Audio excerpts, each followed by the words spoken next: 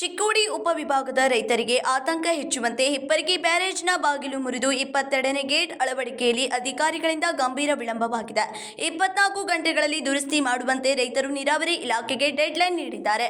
ಕೃಷ್ಣಾ ನದಿಗೆ ಅಡ್ಡಲಾಗಿ ನಿರ್ಮಿಸಲಾದ ರೈತರ ಜೀವನಾಡಿ ಹಿಪ್ಪರಗಿ ಡ್ಯಾಂನಲ್ಲಿ 2 ದಿನಗಳ ಹಿಂದೆ ಅಧಿಕಾರಿಗಳ ನಿರ್ಲಕ್ಷ್ಯದಿಂದಾಗಿ 22ನೇ ಗೇಟ್ ಕಿತ್ತು ಹೋಗಿದ್ದು ಅಪಾರ ಪ್ರಮಾಣದಲ್ಲಿ ನೀರು ಹೊರಹರಿಯುತ್ತಿದೆ.